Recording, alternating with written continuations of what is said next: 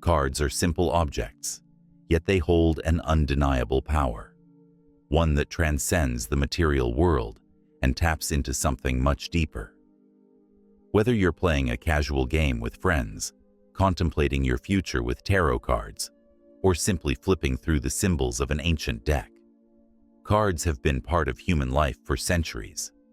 But what is it about cards that captivate our imaginations? Why do they elicit such strong emotional reactions, both positive and negative? Are they mere tools of chance and entertainment, or do they reflect something more profound about the way we think, act, and understand the world? In this video, we're diving into the psychology and philosophy of cards, exploring how these objects not only reveal truths about our minds, but also offer insights into the nature of reality, fate, and human choice.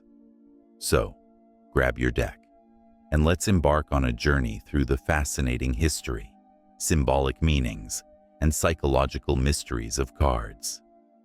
Let's take a deep dive into the psychology behind card games, because on the surface, cards might appear to be simple, straightforward tools for entertainment.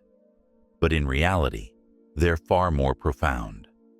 Cards act as mirrors to our inner workings, testing everything from our instincts to our intellectual sharpness, and even our emotional stability. Every card drawn is a small experiment in human behavior, a microcosm of the decision-making process and our capacity to handle both triumph and failure. Consider the game of poker, one of the most iconic and psychologically intense card games. In poker, each card that's dealt can trigger a surge of emotions: hope, doubt, fear, and excitement, creating a thrilling roller coaster ride.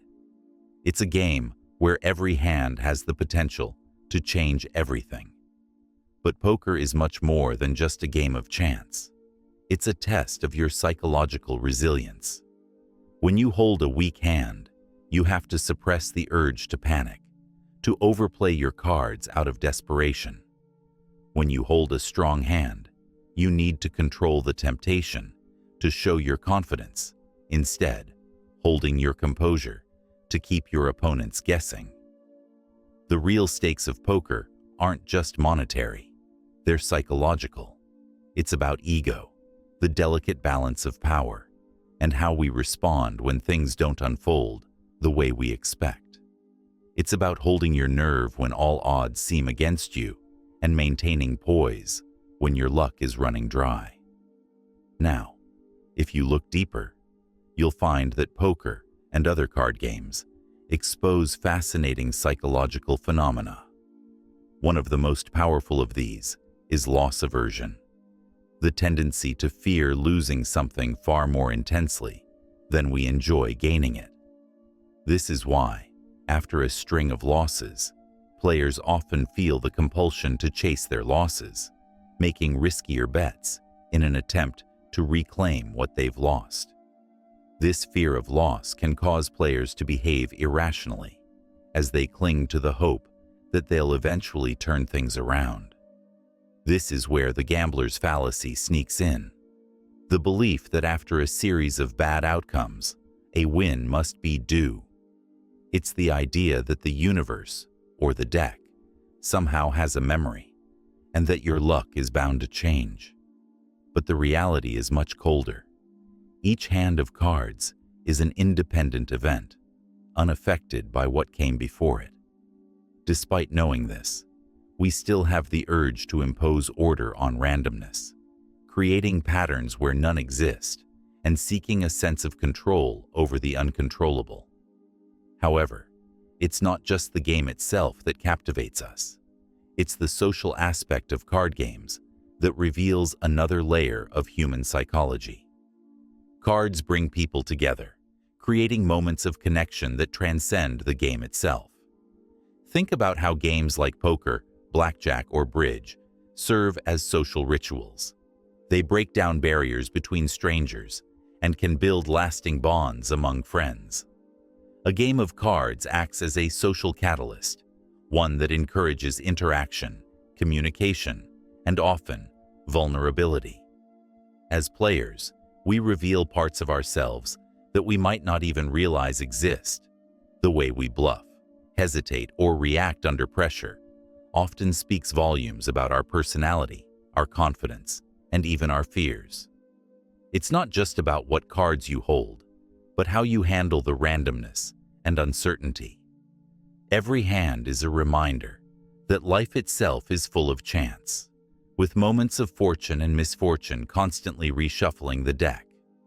But the true beauty of card games lies in their ability to expose our primal instincts, the need to make choices, to influence outcomes, and to navigate through the randomness of life with grace, strategy, and sometimes sheer luck. Segment 2. The philosophy of cards. Cards, when we step back and really consider them, are not just games of chance. They serve as powerful symbols, reflecting a deeper philosophical struggle that has puzzled thinkers for centuries: the tension between fate and free will. Each time we shuffle a deck or draw a card, we are unknowingly faced with the profound question: how much control do we truly have over our lives? Think about it. Life itself can be seen as a game of cards. We can't control the hand we're dealt, but we can certainly decide how we play it. Some hands seem to be filled with possibility, while others feel like they're stacked against us from the start. The cards represent both the limitations and freedoms we encounter on our journey.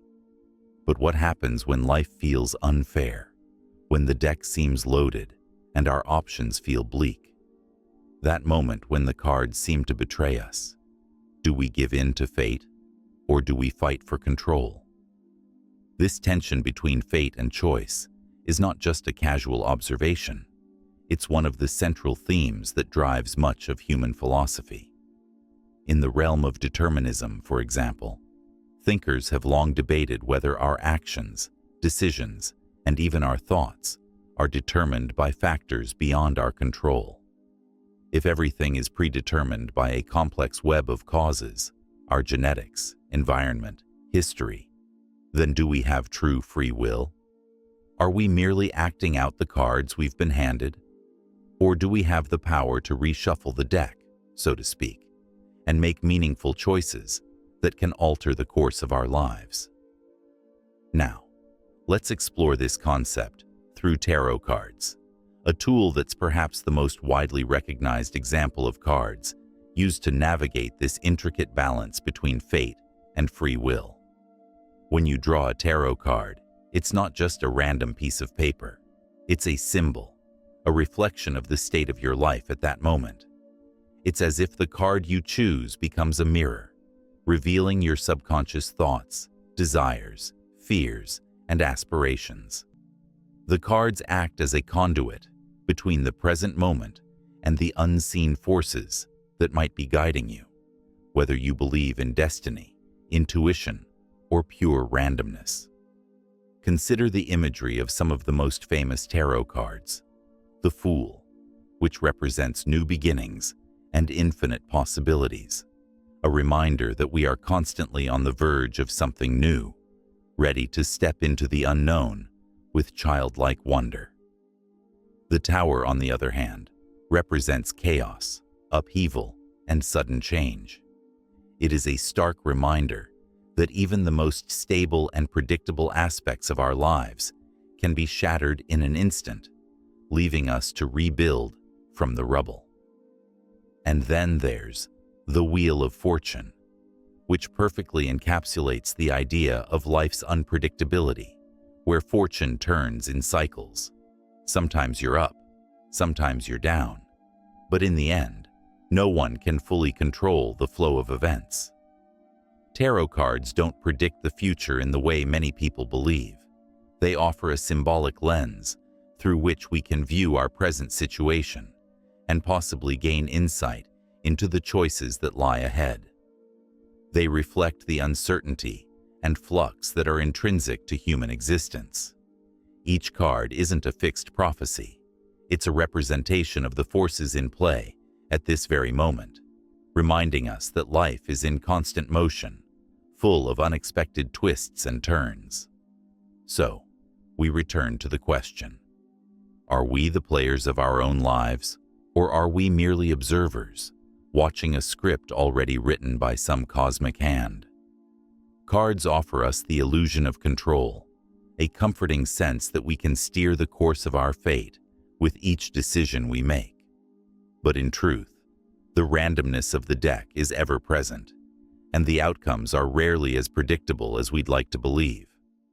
The cards may give us a sense of agency, a feeling that we are shaping our destinies, but they also constantly remind us of the forces beyond our control. Segment 3: Ancient Cards and Their Influence. Now, let's take a step back in time and explore the ancient origins of cards. While modern decks of cards may seem familiar, the symbolism and practices surrounding them have ancient roots that go beyond mere recreation. Early cards were often used not only for play, but as tools for divination, spiritual guidance, and even social commentary. Take, for example, tarot cards. While they are widely recognized today as a tool for fortune-telling, their origins date back to the 15th century in Italy. But their true roots reach further back into ancient Egypt and Greece, where the card symbols were linked to deep spiritual and philosophical teachings. Each tarot card serves as an archetype, whether it's the innocent fool or the powerful empress, and these symbols reflect the universal human experience. The Mamluk deck, one of the oldest surviving card sets from the Mamluk Sultanate in the 15th century, offers a fascinating glimpse into how different cultures approached cards. Unlike our familiar suits of hearts, spades, diamonds, and clubs, the Mamluk deck used suits of cups, swords, coins, and polo sticks. These suits weren't just random. They were deeply symbolic, representing essential elements of the Mamluks' worldview. Cups represented emotion, swords signified intellect and conflict, coins were associated with material wealth, and polo sticks symbolized power and status. Each suit captured a unique aspect of the human experience, just as modern cards do, but in a language all their own. In ancient Egypt, cards as we know them didn't exist, but symbols like those found in the Book of the Dead served similar purposes. These hieroglyphs were used in spiritual practices to guide the soul through the afterlife, much like modern divination tools are used to navigate life's challenges. By understanding these ancient symbols, we unlock deeper insights into how humans have used imagery and symbolism for millennia to comprehend the mysteries of existence. Even in ancient China, playing cards were more than mere games. Originating during the Tang Dynasty, Chinese playing cards were linked to luck, fate, and fortune. These early cards blended the art of play with spirituality, representing not only chance, but also the forces of the cosmos. Over time, these early card designs influenced the Western playing cards we know today, showing how the idea of using cards to reflect deeper universal themes transcended cultural boundaries. Segment 4: The Role of Ancient Cards in Divination. Beyond their more conventional use in games, ancient cards have always held a far deeper significance. They were regarded not just as entertainment, but as sacred tools for deciphering the unseen forces that govern our lives. Whether employed to foretell the future, make important decisions, or find clarity in moments of confusion, these cards were much more than random objects. They were seen as conduits to the divine, the cosmos, and the mysterious recesses of the subconscious mind. In the ancient world, the practice of divination was a central part of spiritual and cultural life. Take, for example, the rituals of ancient Greece and Rome, where practices like casting lots were common. While casting lots may seem primitive today, It was deeply rooted in the belief that fate was governed by divine forces. Participants would draw lots, small objects or symbols, often inscribed with messages or meanings. The outcome of this seemingly random act was interpreted as a direct message from the gods. The randomness of the draw wasn't seen as chaos, but as a reflection of a higher order, one that humans could tap into in their search for wisdom, direction, and understanding. This practice mirrors the way we might engage with tarot cards or other divinatory tools today, seeking answers from forces beyond our control and understanding. Tarot cards, especially, are steeped in the rich tradition of divination, representing an extraordinary fusion of chance and insight. Emerging during the Renaissance, the tarot deck became an instrument not just for fortune-telling, but for personal reflection and spiritual guidance. Each card in the tarot deck contains archetypes and symbols designed to connect the individual with the deeper mysteries of life. But what's especially fascinating about tarot is the way it holds up a mirror to the self. While many view the cards as a way to glimpse the future, others understand them as an invitation to explore the present, to examine our fears, desires, and unresolved conflicts. The act of laying the cards down is not just about predicting what's to come, but about connecting with our innermost thoughts and motivations. The cards don't simply provide answers. They reflect our relationship with uncertainty, revealing the hidden forces driving our choices and actions. At the core of the tarot and other ancient card-based divination practices lies a deeply human instinct, the desire to find meaning in randomness. Life itself often feels like a chaotic shuffle of events, but through the process of divination, we impose a narrative onto this randomness, a narrative that offers meaning, clarity, and sometimes even peace. When we draw a card, we are not merely interacting with a piece of paper. We are engaging with the essence of what that card represents. Whether it's the Magician, symbolizing personal power and manifestation, or the Death card, indicating the end of a chapter and the beginning of a new phase, each card speaks to the human condition in ways that transcend logic and reason.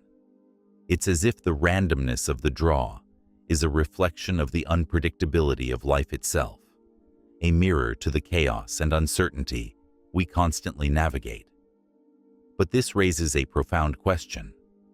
Are the cards truly a tool for revealing hidden truths, or are they a projection of our own stories and desires onto the randomness of life? In some ways, it's not so much the cards themselves that hold the power, but the way we interact with them. The interpretation of the cards taps into the deeper recesses of our mind, our hopes, our fears, and our subconscious yearnings. When we look at a tarot spread, we are not just seeing the future unfold before us. We are confronting our own internal narratives, reflecting on the choices we've made and the paths that lie ahead.